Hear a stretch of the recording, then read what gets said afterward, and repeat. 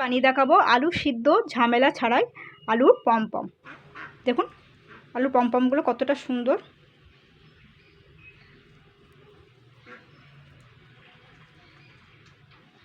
তো চলো বন্ধুরা, আমি Priyanka, welcome back to my channel. বন্ধুরা, আজকে আমি বানিয়ে দেখাবো সেদ্ধ আলু, সেদ্ধ করার ঝামেলা ছাড়াই আলুর পমপম তৈরি করে দেখাবো। তো এখানে কিন্তু আমি তিনটে আলু নিয়েছি, আপনারা 4-5টা নিয়েও করতে পারেন। এখানে মোটমাট আমার এখানে 600 গ্রাম মতন আলু আছে, আপনারা 1 কেজি আলু নিয়েও করতে পারেন। তো আর এই আলুগুলো কিন্তু একটু বড় সাইজে নিতে হবে। তো যাই হোক, এবার আমি বাজার থেকে কেনা আলুগুলো সবার প্রথমে আমি ভালো করে ধুয়ে নেব।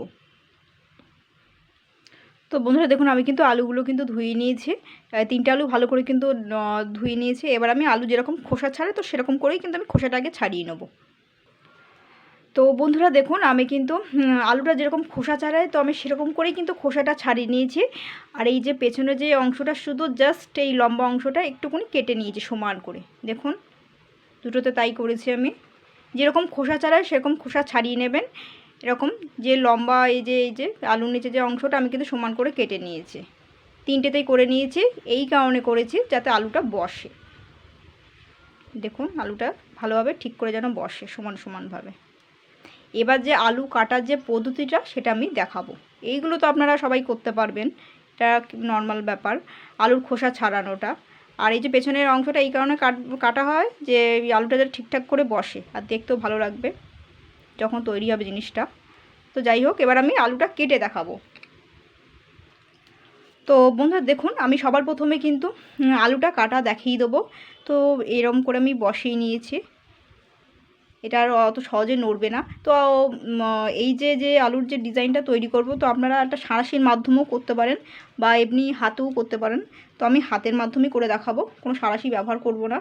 তো কাটার পদ্ধতিটা হচ্ছে, এখানে 1 আঙুল করে বাদ দিতে হবে, নিচের 1 আঙুল বাদ দিতে হবে, নিচের অর্ধেকটা করে কাটতে হবে, এতটা করে বাদ দিতে হবে কিন্তু, ঠিক আছে? তো সেইভাবে আমি কাটবো। এটা আস্তে আস্তে করে, পুরোটা কাটলে হবে না কিন্তু, খুব সাবধানে করে করতে হবে।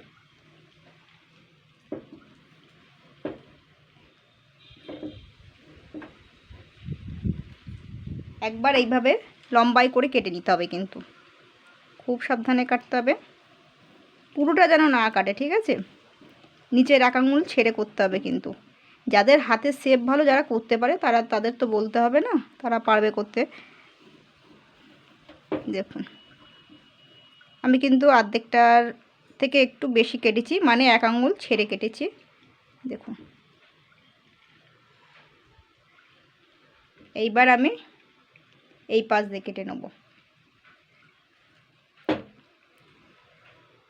একটু ভালো করে করে নেবেন এইভাবে, এই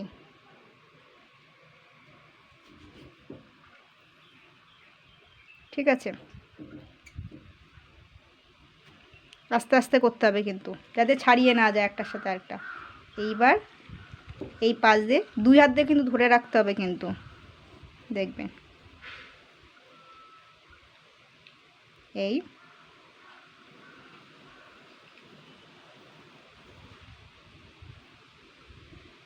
তাই হচ্ছে মেন জিনিস। আলু খোসা ছাড়ানোটা কোনো ব্যাপার না, সেটা সবাই পারে। আমার পুরোটা কাটা কমপ্লিট হলো। এই তার মানে আর একটু করে করতে হবে কিন্তু। দেখুন যখন জিনিসটা হবে তখন দারুণ লাগবে, আস্তে আস্তে করে কিন্তু। কোনো জায়গায় কিন্তু আমার এবড়ো খেবড়ো হয়নি, কাটাটা দেখতেই পাচ্ছেন, কোনো কিছু কাটা ছাড়া হয়নি। আঙুলের সাহায্যে একটুখানি করে দেবেন। এবার আমি এটাকে কিন্তু জলের মধ্যে রেখে দেবো, বাকিটাও কেটে নেবো, বাকি আলু কাটাটাও।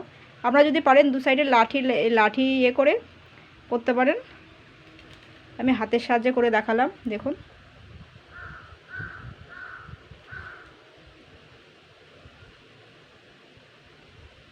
এটা আমি এবারে সাইডে রেখে দেবো। লাগিয়ে যদি করতে 2 সাইডে লাঠি বসিয়ে যদি করতে চান তাহলে কিন্তু অসুবিধা হয়তো অনেকের ক্ষেত্রে হতে পারে। তো আমার একটু অসুবিধা হবে বলে ওই জন্য আমি ডাইরেক্ট করছি, আমি কোনো কিছু পাশে না দিয়ে করছি। তো যাই হোক, আমি সবার প্রথমে একটুখানি লম্বা করে আবার কেটে নেবো, দেখাচ্ছি। পুরোটা কিন্তু কাটলে হবে না, ঠিক আছে? এইভাবে সুন্দর করে ছুরির সাথে আগে হালকা করে কেটে নিতে হবে। তো যাই হোক, এবার আমি আস্তে আস্তে করে এই পাশটা এবার কেটে নেবো। আমি কিন্তু পুরোটা কাটছি না, মাঝে এই নিচের দিকে এক আঙুল কিন্তু বাদ দিয়ে করছি।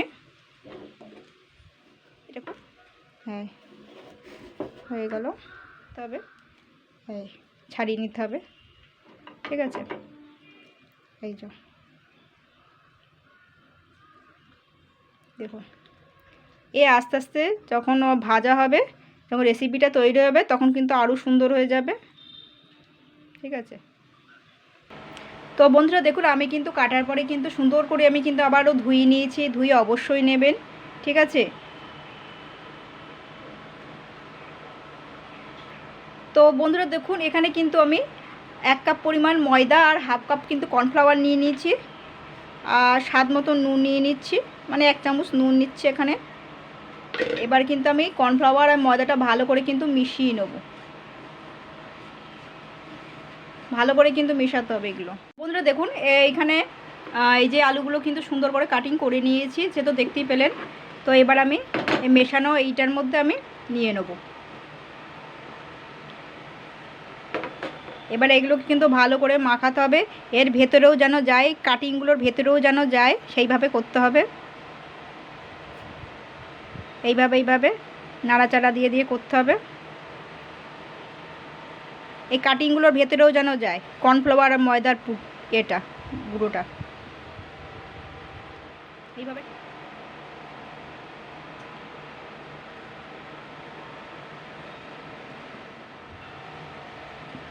তো বন্ধুরা দেখুন, আমি কিন্তু সবগুলো কিন্তু সুন্দর করে করে নিয়েছি। এবার দেখুন কত সুন্দর দেখতে লাগছে। আর এটা কিন্তু ময়দাটা কিন্তু যেটা যে এক্সট্রা ময়দা বা কর্নফ্লাওয়ার থাকবে, সেটা কিন্তু আস্তে আস্তে এরকম করে করে ঝেড়ে ঝেড়ে ফেলতে হবে কিন্তু, ঠিক আছে? তাহলে কিন্তু তেলে পড়লে কিন্তু ওই ভেসে ভেসে উঠবে, তেলটাও খারাপ হয়ে যাবে। সবচেয়ে ব্যাপারটা হচ্ছে তেলটা খারাপ হয়ে যাবে আগে। তো যাই হোক, তো সুন্দর দেখুন এগুলো হয়ে গেছে। আমি কিন্তু সবগুলোই করে নিয়েছি। আর বেশি চাপাচাপি করবে না, দেখুন ছাড়িয়ে ছাড়িয়ে যাচ্ছে। এই দেখুন, বেশি চাপাচাপি করার দরকার নেই, এক্সট্রা যে ময়দাগুলো থাকবে এইভাবে ঝেড়ে ফেলতে হবে কিন্তু। তো বন্ধুরা দেখুন, আমি কিন্তু রিফাইন্ড অয়েল তেল দিয়ে দিচ্ছি। তেলটা কিন্তু গরম হয়ে গেছে, মিডিয়াম গরম তেলেই করতে হবে, বেশি হাই হিট করা যাবে না, তাহলে কিন্তু আলুর পুরো অংশটাই কিন্তু ভালোভাবে ভাজা হবে না বা ফ্রাই হবে না। তো এবার কিন্তু আমি এটা কিন্তু ভালো করে দেখুন ময়দাগুলো ছাড়িয়ে নিয়েছি, বেশি করলে ছাড়িয়ে ছাড়িয়ে যাচ্ছে। তো দেখো, এবার আমি এটা দিয়ে দেবো।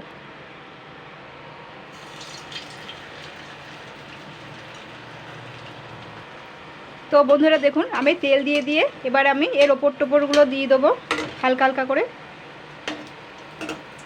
এবার কিন্তু আমি এগুলোকে উল্টে পাল্টে কিন্তু সুন্দর করে করে ভেজে নেব।